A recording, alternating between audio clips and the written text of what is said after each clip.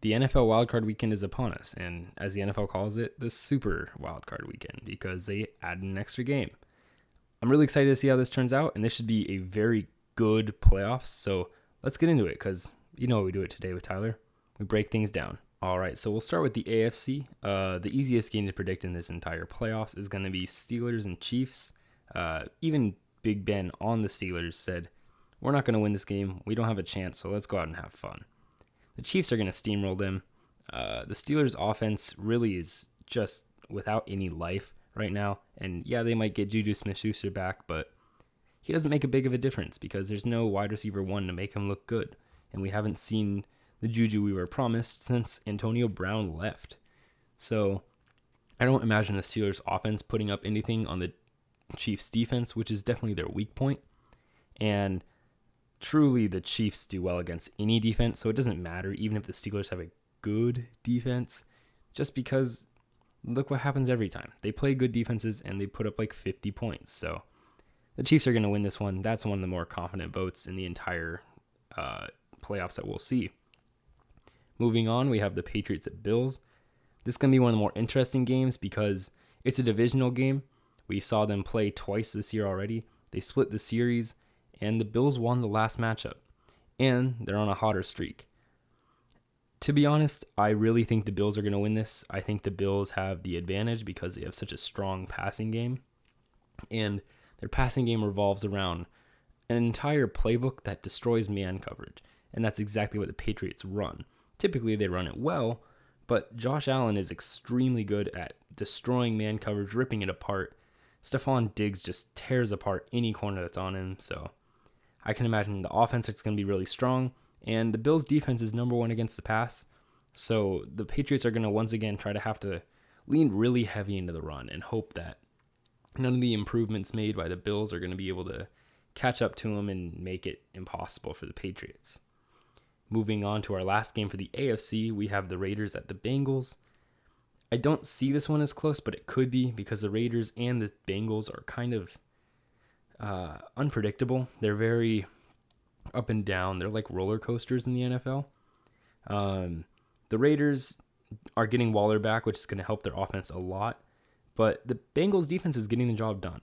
And I think that's going to really stress out the Raiders because if you get a lot of pressure, which is definitely their strong suit, you're going to be able to rattle Derek Carr a little bit, and that is going to have a major impact on the game. So if you can kind of keep Carr to a minimum, I think the Bengals really have it in the bag because Joe Burrow and Jamar Chase have turned out to be some of the best players in the NFL right now.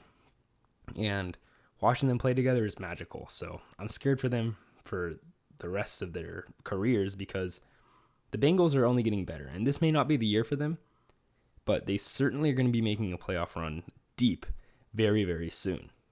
Moving into the NFC, we have Eagles at Buccaneers as our first game. I don't think the Eagles are going to be able to match the Tampa Bay Buccaneers. Tom Brady, obviously.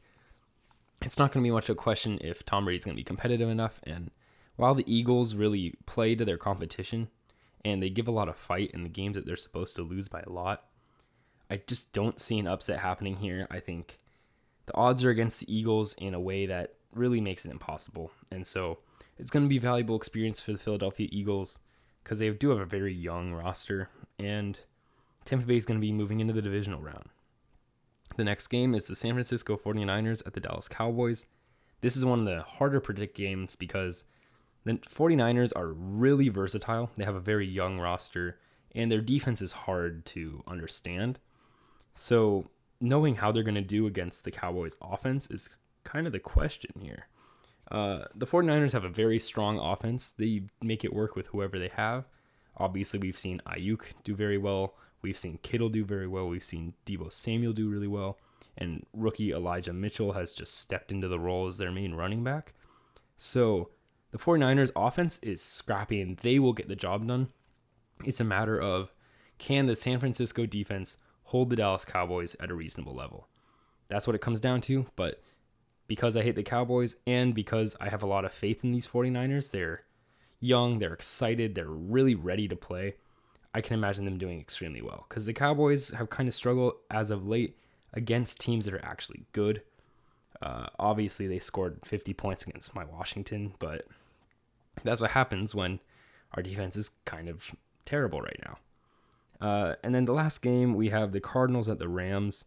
This is the hardest to predict game. I'm going to say that the Rams have it unless Kyler Murray can make magic.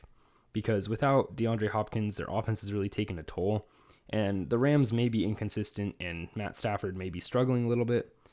But in the end, they have a better defense. And so if the Cardinals can't make magic happen with Kyler Murray, and Cliff Kingsbury is not a very good coach, let's be honest, the Rams have the advantage. And so I think the Rams will move on.